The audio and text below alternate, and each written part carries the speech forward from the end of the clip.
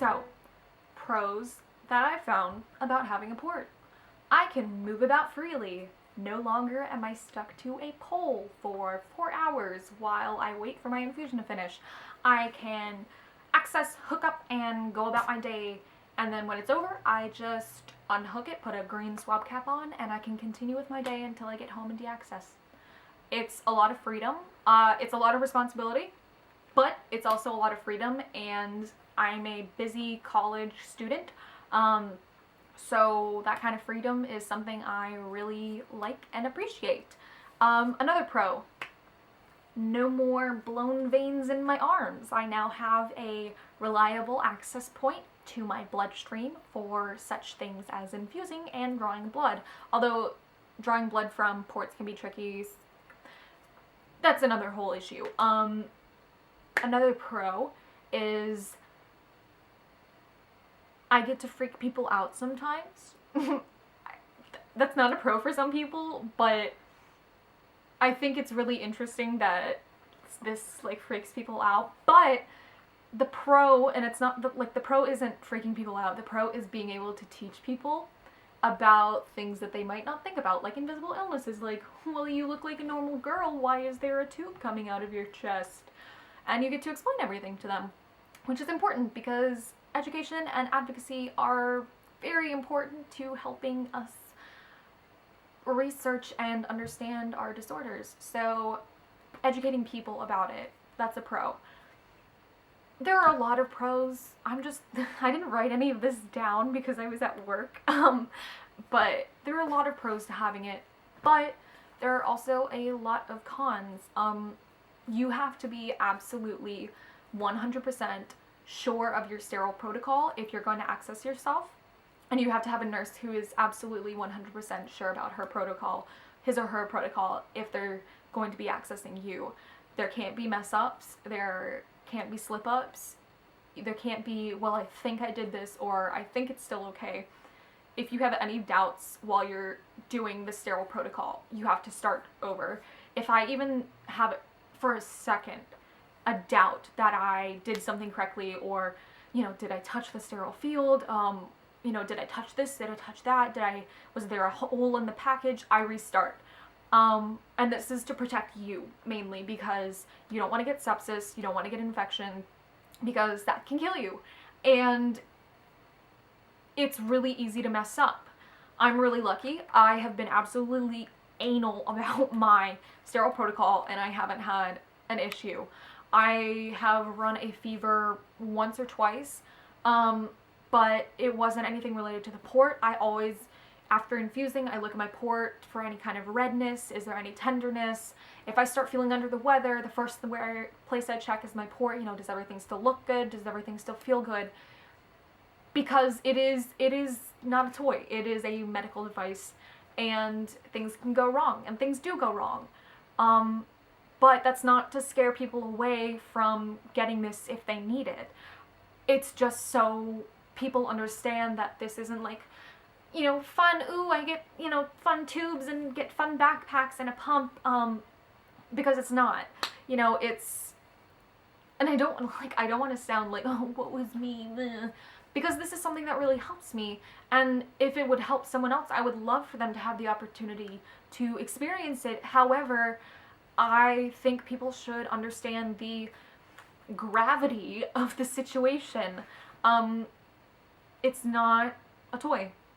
And I don't know how many times I can say that. Like, it's something you have to take seriously, and you can't afford to not take it seriously because it could kill you.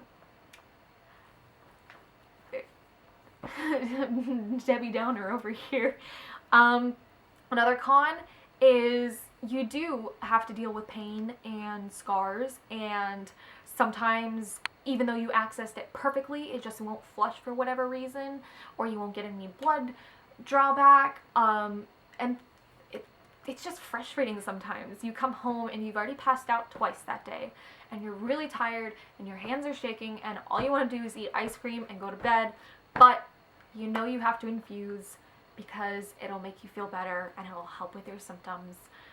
and you just wish that you could sit back, relax, and not do anything and let someone else do it. But if you're living alone, or like me, living in college, you're the only one who can do it. You can't just say, hey, Joe from the street, can you poke me in the chest with a needle? You have to hold yourself to a higher standard, and even when you don't want to, you have to do it. Sorry, my brother walked in. I apologize for the abrupt ending. But, like I said, it's not a toy, and you have to hold yourself to a higher standard because you are responsible for your health. Another con is the extra steps you have to go through at the airport. Lugging around the supplies. The supplies in general, like, there are so many. They take up so much room. You create so much medical waste that you can't recycle, which is really hard considering, you know, our environment isn't great, but there's nothing we can do. Disabled people create trash just as much as anyone else, and especially people with complex medical issues, we create a lot of trash, and it makes me feel guilty sometimes. But lugging around the supplies, you have to go through a pat down because they're gonna look and see your port on the little x-ray machine, and you have to, it's just a pain in the butt, you know.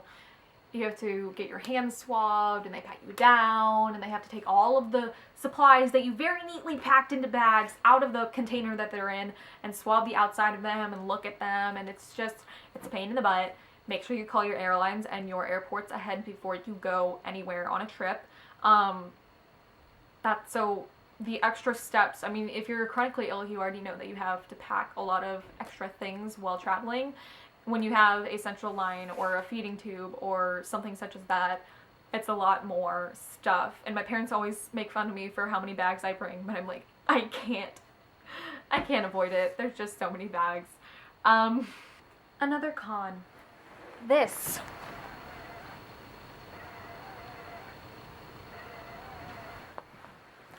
You hear that ever so quiet whine? I'm lucky because I have the CAD Prism, and nope, that was the old one I had. That one was very loud. Also, I don't think I'm in focus. Okay, now I am. So I'm gonna get a little closer to you guys. So I have the CAD Solus VIP pump, and it's a lot quieter than my old one, the CAD Prism, which is a little bit heavier, a little less user-friendly. That was my finger. But you have to deal with that, and luckily I've kind of gotten used to it, so I don't really hear it anymore. But when you're around people for the first time, they'll kind of be like looking around like this, like, where's that noise coming from? It's kind of funny to be like, oh, what noise? I don't hear any noise, and make them think that it's in their head. But at the same time, I'm like, no, that's me. I'm a robot. Just thought you should know that right off the bat. But it also gets you a lot of weird looks, like people will keep looking at you, especially when you start beeping. If something ever gets clogged or kinked and stuff, and it starts screaming at you, not literally screaming, but like beep screaming at you, that's always fun because you're like frantically trying to pull everything out of the backpack without like ripping it out of your chest. And you're like, I'm so sorry, but you can't do anything about it because you can't control everything. So the weird looks, that's a con. If you're, you know, if that's something you're not really into. I know a lot of people deal with, you know, self-esteem issues, and they just don't want to be the center of attention. And with chronic illnesses, you can already kind of be the center of attention. And if you don't want that to happen more, then get ready for a port. That's not the right wording. If you don't want that to happen more, then be prepared for this to happen if you have a port. That's what I was looking for. It's 5:40. My ADHD meds are running out. My brain is frazzled from working. It's been a day. Being in college, I'm gonna sit like this now. A con is having to kind of set your boundaries. So like, hey buddy, sorry I can't come out right now. I have to, you know, spend some time to, you know, access my port. Or hey, can we go catch the movie like 30 minutes later? I need to infuse, and like, you didn't give me enough time to prep, so now I have to like frantically access myself, or blah blah blah. Or making sure that, you know, you have extra supplies on hand, like making sure you're communicating with your infusion company to have supplies on hand. If your supplies are being late delivered, that can be problematic. Just having to keep on top of all that stuff while also being a student and like a person, because it's up to you. Like, your parents aren't going to be, hey, pharmacist who gives my daughter fluids, she needs them delivered at 5 p.m. on Friday. That's up to you. Now, if you're a minor, your parents might still handle it, but seeing as I'm 19, this is my responsibility. So if I don't tell my infusion company what I need, that's on me. And it's a pretty big responsibility. It's not something you can just, mess around with. And I still, like, I feel like I keep repeating myself, but I still can't, talk to how much of a, responsibility this is. It's a big responsibility. It's a big life change. And it's not something that you can just, oh, well, I'm going to get it implanted for like a year and then I'll be good. These things are meant to be long term. They last around 5 to 10 years. They can. It really depends on the person and what it's being used for, etc. But they're meant for long-term use. So it's not just going to be some, fun little thing you have for like a year, like an ear piercing that you can just take out and everything will be fine, because you do have to go through surgery to get it removed. And if you're not using it frequently, it does have to be flushed every month just to make sure that it's not clotting. You have to use heparin, and so it's just not something that is to be taken lightly. And I don't want to be a Debbie Downer about it, but I feel like people still need to understand that. So yeah, there are just a few cons. This whole video is kind of a mess. I should make another one at another point explaining what I have. Because not everyone needs IV saline for their POTS. It's not going to help everyone, so in turn, ports aren't going to help everyone. Like, if you can have a peripheral line, go with that, buddy. You go. I can't say this anymore. But they're just like things to keep in mind. Like, not everybody will benefit from saline. All illnesses are different, and that's only true to some extent, but POTS affects everyone differently to some extent. But what helps me might not help you, what helps you might not help me. So I can't tell you if you should get a port or not. I can't tell you if you should get IV fluids or not. That's something that you need to talk to your doctor about, because I'm not a licensed medical professional. But if you have questions about ports that I didn't answer, or about IV fluids, or about infusions, yada yada yada, I'm always here to talk to. You can comment below, or follow my Instagram, DM me there. My inbox is always open. But I'm not gonna, answer questions that are like, hey, I don't know if I should get a port. Should I get a port? I can't tell you if you should or should not. That's something you have to bring up with and talk to your doctor. And I'm also going to be hard pressed to reply to questions like, well, my doctor said no when I asked them. Usually doctors know best. I hate to say it, but there are cases when a doctor might say no because maybe they're not educated, but 9 times out of 10 it's because the doctor doesn't feel it's right for your medical treatment. I've discussed medicines with my doctor, and he's been great about discussing, but he's like, I don't think this medicine is right for you because of this, and I don't think this is right for you because of this. If your doctor thinks you need it and would benefit from it, more than likely you're gonna get it. So don't feel too discouraged because the community is like, oh my god, ports and IV infusions. Don't be discouraged if your doctor's like, I don't feel that's the right treatment for you, because it might not be. And most of the time your doctors know you better than anyone else except for you. You know yourself better than anyone, but again, your doctors went to school for this. They know what they're doing. most of the time. But 9 times out of 10, if your doctor says no, it's with good reason. Controversial little comment there, but I just wanted to say that because I've had a few people come, my doctor said no, what do I do? I don't know what you do because my doctor never said no because I never asked him. He brought it up. I said no.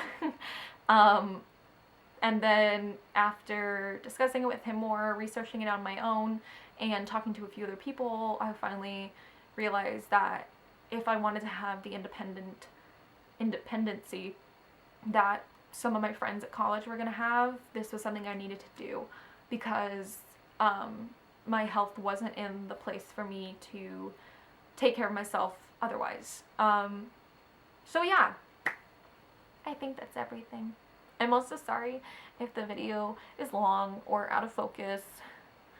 I haven't recorded videos in a really long time. So leave a like, comment, subscribe down below. Yeah. Again, my name is Carly. It's been 1 year since I had my port put in my chest. Oh! Okay. Before I leave, there's some things I want to, so just some funny things because I'm a humorous person and I like to look at things with humor. So, when asked about the port, oh my god, what is that? Oh, it's how I get my robot juice, or, oh, I'm Iron Man, that's what I like to say.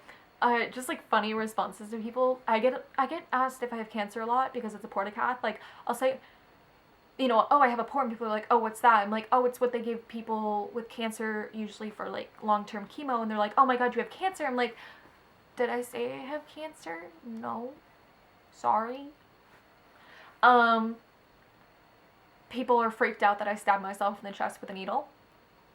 But it's fun to say. It's not really stabbing yourself in the chest, it's so non-committal, but it's fun to say, oh, I stabbed myself in the chest with a needle. People freak out when you say you have a needle in your chest. Just kind of it's fun. It's fun to freak people out sometimes because you need that kind of humor in your life. Anyway, my name's Carly. It has been 1 year, and that's 11. It's been 1 year since I had a port placed in my chest. If you enjoyed this video, I'm sorry that it's rambly and long and probably badly edited, but if you enjoyed this video, let me know below, and I hope to continue making semi-educational and funny and self-deprecating videos in the future. Ciao!